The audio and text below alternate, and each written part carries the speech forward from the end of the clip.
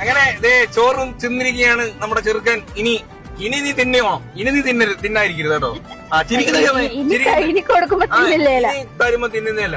അല്ലെങ്കിൽ പിള്ളേർക്കൊക്കെ അങ്ങനെ കേട്ടോ, ആദ്യം കൊടുക്കുമ്പോൾ ഉള്ള ഒരു ആവേശമേ ഉള്ളൂ, പിന്നെ കഴിക്കത്തില്ല. ഇനിയിപ്പോ നമ്മള് തന്നെ ശരവണ ഇനി ചോറ് തിന്നാൻ വേണ്ടി പോവാ. അപ്പൊ നീ തിന്നില്ലെങ്കില ചോറ് കാണത്തില്ല അല്ലേ? എങ്ങനെ ഉണ്ടായിരുന്നു നമ്മുടെ ചോറൂണ് ഗായ്സ്? നമ്മുടെ ഗായ്സ് ഒക്കെ ബാക്കില്ല.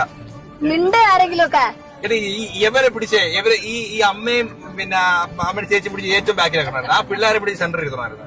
ഇവരാണെങ്കിൽ ഒന്നും മിണ്ടത്തും ഇല്ല. ആര് പറഞ്ഞേ?